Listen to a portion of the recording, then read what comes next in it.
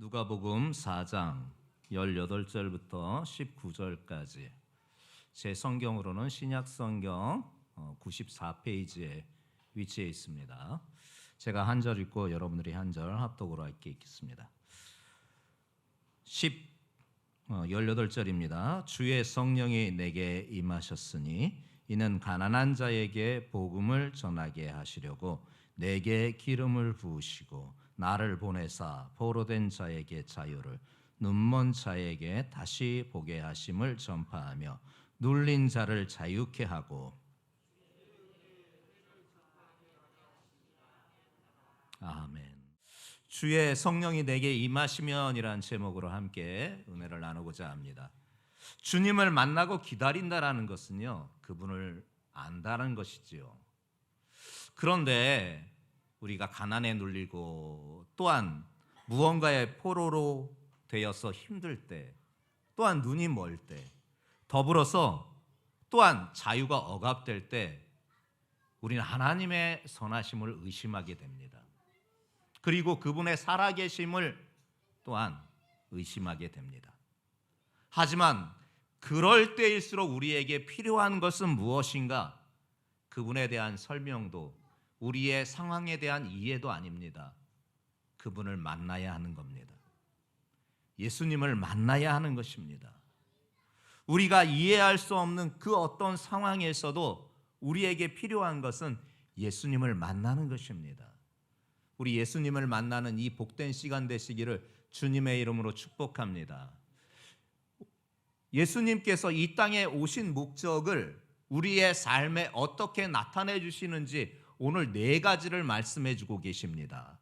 오늘 본문의 말씀은 예수님께서 이제는 성령에 이끌려 광야로 가서 사단에게 시험을 받으시고 나서 마침내 공생애를 시작하고 이제 예수님께서 당신의 고향이시고 자라나셨던 나사렛에서 방문하였을 때의 일입니다. 나사렛에서 방문하여서 회당 가운데에서 예수님께서 이사야의 말씀을 그들에게 낭독하면서 이제 당신의 공생애를 시작하는 본문이 바로 우리가 보았던 말씀의 본문인 것입니다. 예수님께서 이 땅에 오신 목적이 무엇인가? 오늘 본문은 그것을 4가지로 분명하게 말해주고 있습니다. 그 첫 번째가 무엇인가? 가난한 자에게 복음을 증거하시기 위하여서 오셨다라는 것입니다. 18절 말씀 우리가 함께 다시금 합독해 보겠습니다. 시작.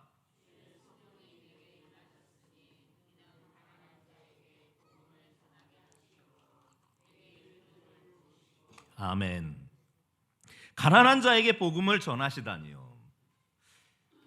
사실 아담은 하나님이 지으실 때 가난하게 짓지 않았습니다. 아담이 있던 곳이 에덴 아닙니까? 그곳은 낙원이었습니다. 낙원은 지옥이 아닙니다. 인간이 상상할 수 없을 정도로 아름다운 처소가 바로 이 에덴 동산이었습니다. 아담과 하와가 그 에덴 동산에서 살았습니다. 즉 인류 최초의 인간은 하나님께서 가난하게 지으시지 않았다라는 것입니다. 부족함이 없이 모든 것이 충만한 곳에서 살게 하셨습니다. 그런데요, 문제는 하나님의 말씀을 거역해서 범죄하고 나서 이 낙원에서 쫓겨난 것입니다. 이 낙원과 같은 에덴 동산에서 쫓겨난 것입니다. 창세기 2장 16절에서 17절 말씀하는 바가 있습니다. 여호와의 말씀이 그 사람에게 명하여 가라사대 동산 각종 나무의 실과는 네가 임의로 먹되 선악을 알게 하는 나무의 실과는 먹지 말라. 네가 먹는 날에는 정령 죽으리라. 하나님께서 인간을 창조하시고 에덴 동산에서 그들이 거주하게 하신 그곳은 부족함이 없는 곳이었습니다. 충만한 곳이었습니다. 단 하나 인간에게 명령하신 바는 선악을 알게 하는 동산 중앙에 있는 그 나무의 실과만은 먹지 말라는 것이었습니다. 그런데요, 그 실과를 먹는 날에는 정령 죽는다라고 선포되어 있는 말씀 아닙니까? 정령 죽는다라는 게 뭡니까? 반드시 죽는다라는 겁니다. 근데 이 사람이 꼭 그래요. 하지 말라는 것은 꼭 하고 싶어요.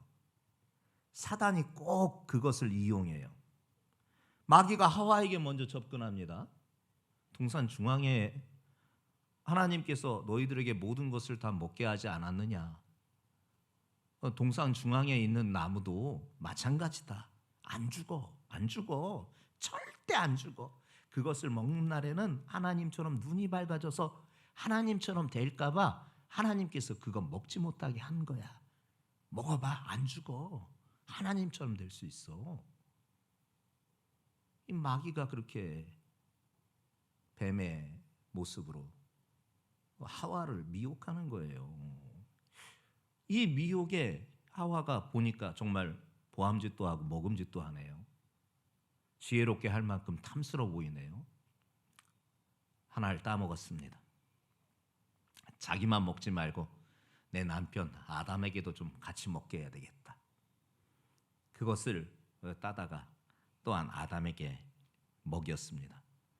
이때에 아담이 참 바보스러웠어요. 분별력이 없었어요.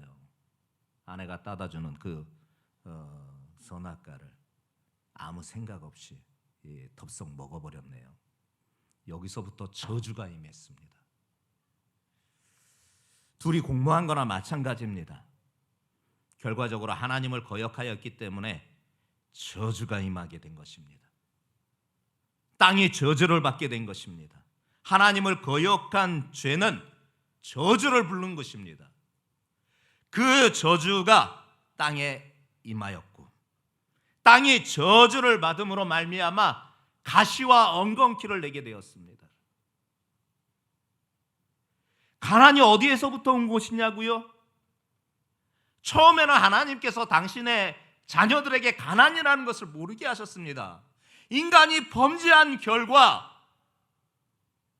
그 가난이 인간에게 온 것입니다. 가시와 엉겅퀴가 이제는 사방도처에 놓여 있습니다.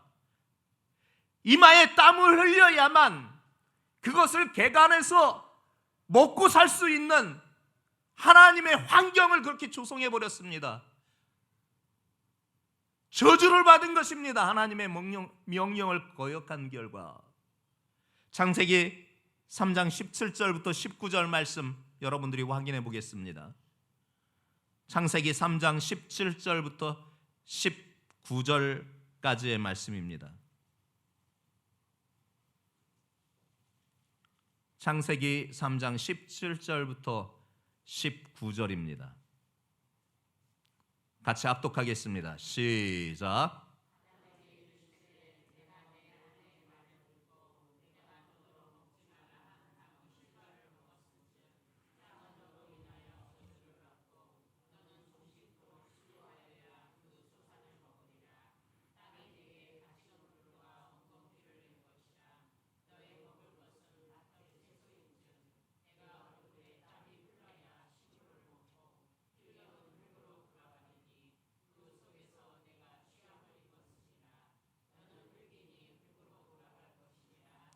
아멘. 보세요. 사람이 저주를 받으니까요, 땅도 저주를 받잖아요. 사람이 저주를 받은 결과 땅이 가시덤불과 엉겅퀴를 내게 되었어요. 땅도 저주를 받게 된 거예요. 여기서부터 이제 가난이 오는 거예요. 욕심이 잉태한 즉 죄를 낳고 죄가 장성한 즉 사망을 낳는다고 분명히 말씀하셨는데, 이 아담과 하와가 왜 사람이면 사람답게 하나님이 만드신 대로 그 하나님이 누리게 하심만 누렸으면 될 것을 왜 그렇게 하나님처럼 되고 싶은 욕심이 결국 죄를 만들게 되었고, 그 죄의 결과 사망에 이르게 된 거예요. 그리하여서 저주가 임하게 되었고 인간에게 있어서 가난이 임하게 된 것이에요. 결국 욕심이 잉태하여서 이 마귀의 꼬임에 빠진 것이고, 그 욕심으로 말미암아 하나님의 명령을, 하나님의 말씀을 어기고 그 결과 죄가 들어오게 되고 그 죄의 결과 저주와 사망이 인간에게 임하게 된 거예요. 그런데 이것이 아담과 하와로만 끝났으면 너무나 좋았을 것을 그들의 후손 대대로 그 죄가 상속이 되게 됐습니다. 그래서 모든 인류는 다 그 죄 가운데에서 저주를 받아 사망에 이르게 된 것입니다. 그런데요, 이 저주의 사망 권세를 깨고 우리에게 축복을 갖다 주신 분이 계십니다. 바로 예수님이십니다. 첫 아담은 하나님 앞에 범죄하여서 그로 말미암아 온 인류에게 죄가 들어왔지만 둘째 아담 예수님께서는 그 죄를 친히 담당하심으로 온 인류의 죄를 대속해 주시는 은혜를 주신 것입니다. 그 결과 우리 인생은, 예수 믿는 자에게는 가난이 물러간 것입니다. 하나님의 축복의 역사만이 나타나게 된 것입니다. 고린도후서 8장 9절의 말씀을 여러분들이 친히 확인해 보시기 바랍니다. 고린도후서 8장 9절입니다. 고린도후서 8장 9절에 있는 말씀입니다. 같이 합독하겠습니다. 시작.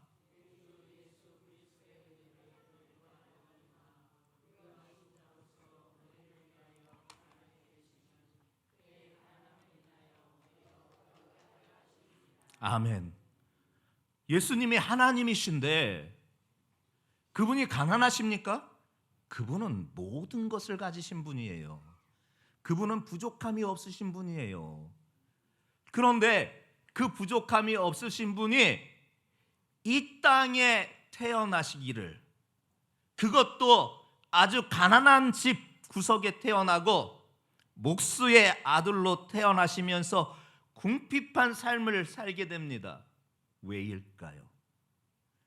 모든 것을 가지신 그분께서 친히 가난을 짊어지심으로, 우리의 가난을 그분께서 담당하심으로 우리를 부욕게 하셨던 것입니다.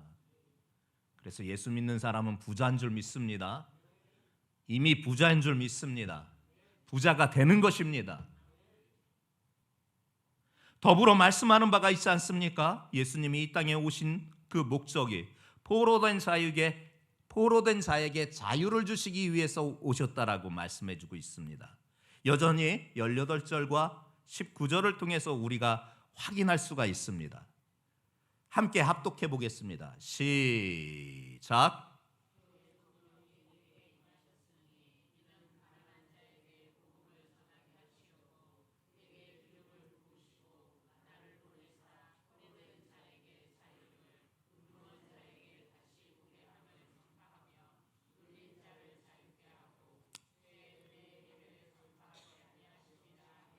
아멘.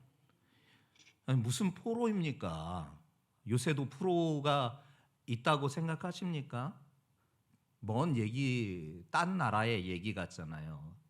근데 우리가 지금도 여전히 포로들이 있습니다. 바로 죄의 포로입니다. 영적으로 보면 죄의 포로가 아직도 있는 것이에요. 그리고 죄의 포로가 존재하고 있는 거예요. 우리가 죄 지었기 때문에 포로가 된 것이 아닙니다. 어머니 뱃속에서 잉태하여 이 땅에 출생할 때부터 이미 이 죄의 포로가 된 거예요. 태어나자마자 죄의 포로로 태어난 거예요. 조상인 아담과 하와를 통하여서 지금 전 세계 인구 70억, 그리고 지금까지 수많은 시간 동안 수많은 사람들이 살아왔지만 그 모든 사람들이 다 죄의 포로가 된 거예요. 아담과 하와 때문에. 그런데요, 예수님이 오셔서 나의 죄, 여러분들의 죄, 나의 사망, 여러분들의 상망을 끌어안고 십자가에 공개 처형되어 주셨던 것입니다. 하나님의 아들이 벌거 벗긴 채 만연하게 공개된 자리에서 참혹하게 십자가형을 받으면서 그분이 마지막 하셨던 그 한마디, 다 이루었다.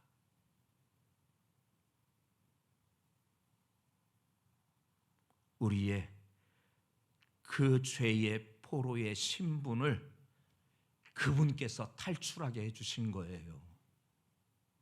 내 죄를 다 짊어지시고 나의 사망을 직접 짊어지시고 십자가에서 공개 처형 당하시면서 다 이루었다고 해주신 것입니다.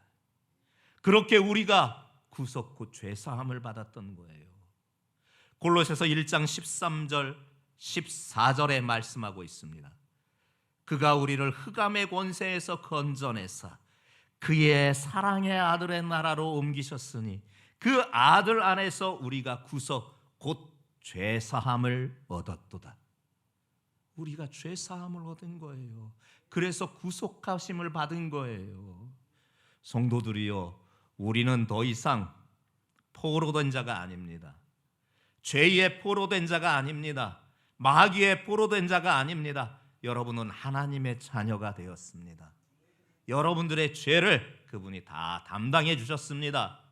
그 죄의 결과 찾아오는 그 사망의 권세를 예수님께서 깨워주셔서 우리는 사망 권세를 깬 하나님의 자녀들인 줄 믿습니다.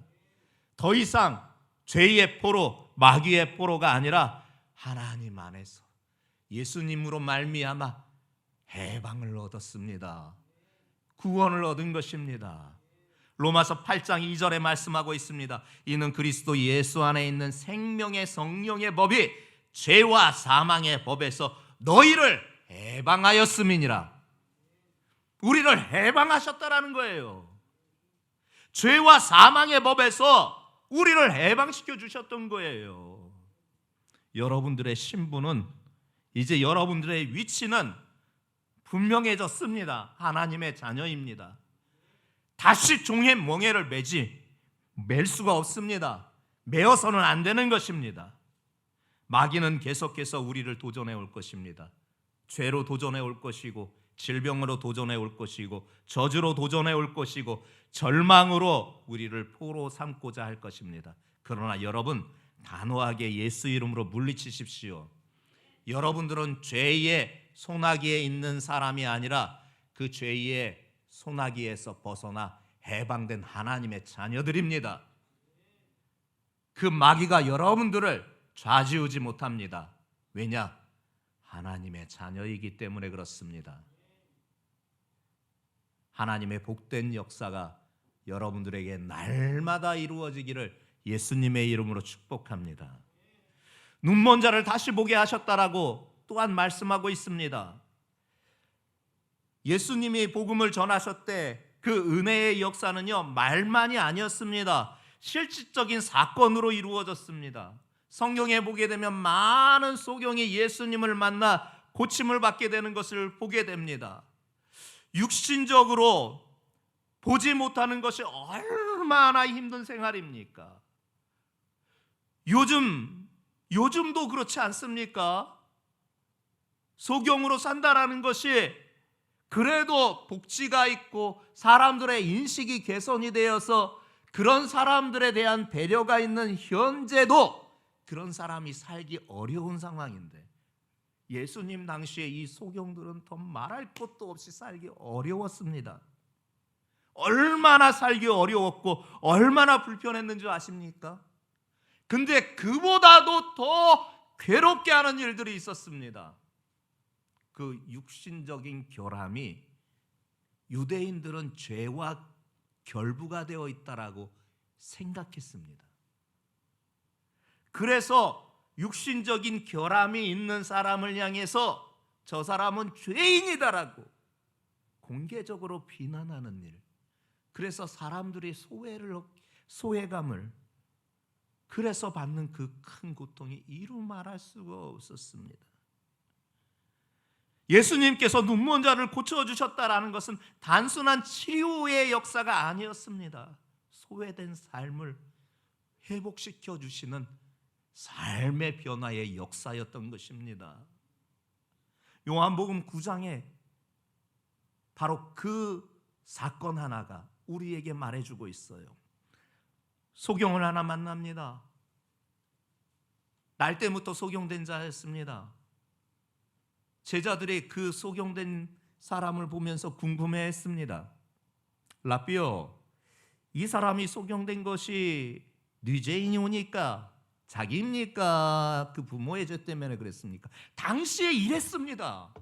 신체의 결함, 육신의 결함이 있는 것을 죄와 결부시켜서 그 사람을 비난하기 일쑤였습니다. 제자들이 똑같은 시선으로 그리 말하고 있었던 것입니다. 근데 예수님께서 그 제자들에게 따끔하게 혼내면서 대답하십니다. 그 사람이나 그 부모의 죄가 있어서 죄를 범한 것이 아니라 그에게서 하나님의 일을 나타내고자 합니다. 예수님께서 그렇게 말씀하세요. 예수님의 관심과 제자들의 관심이 달랐던 거예요. 제자들의 관심은요, 누구의 죄 때문에 묻는 일을 통하여서 죄의 원인이 무엇인지 그것에 관심이 있었던 거예요. 근데 예수님의 관심은요, 그 죄의 원인으로 그 사람이 그렇게 육신의 결함이 있는 것에 관심이 있었던 게 아니라요, 예수님은 그 사람의 고통에 관심이 있으셨습니다. 예수님은 그 사람이 죄 때문이 아니라, 죄가 아니라 그 사람이 겪고 있는 인생의 그 괴로움, 그 고통에 관심이 있으셨던 거예요. 사람들이 다 그렇게 얘기를 해요. 네가 뭐가 문제가 있어서 그런 일이 생겨났지. 이것이 이때만 있었던 일이 아니라 지금도 여전히 그런 일들이 있어요. 그러나 하나님의 자녀에게는 이 말이 해당이 되는 것이 아닙니다. 하나님의 모든 영광을 나타내고자, 하나님의 일을 하게 하시는 역사를 보게 하고자 이 일이 있었다라는 것이지요. 그러면서 예수님이 이 사람을 실로암 못에 가서 두 눈에다가 진흙을 이긴 상태에서 실로암 못에 가서 씻으라고 합니다. 여러분 또 착각하지 마세요. 예수님의 침에 무슨 약효가 있고 그것이 흙과 마주치니 어떤 특효의 어떤 민간 처방이 되어서 눈에 붙이니까 눈이 떴다 생각하는 오류를 범하지 마세요.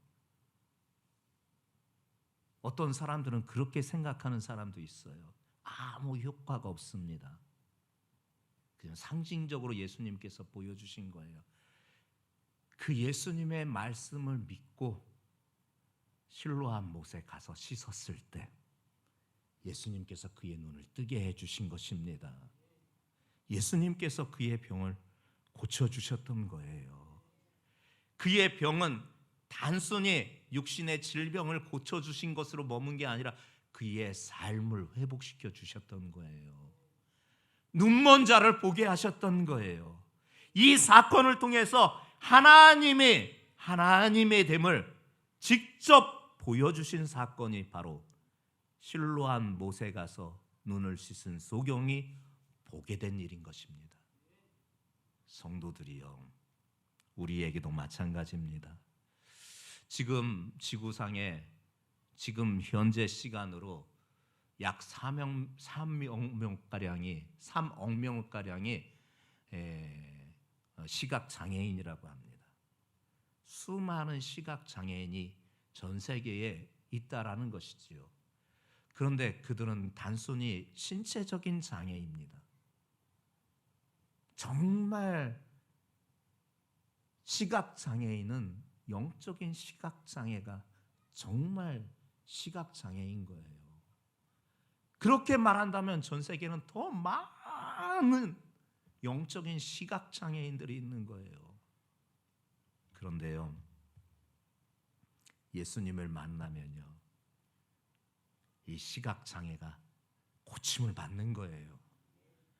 육의 시각장애도 영의 시각장애도 고침을 받아서 예수님이 누구신지를, 그분이 나의 구원자 되신 것이 믿어지는 역사가 나타나는 줄 믿습니다.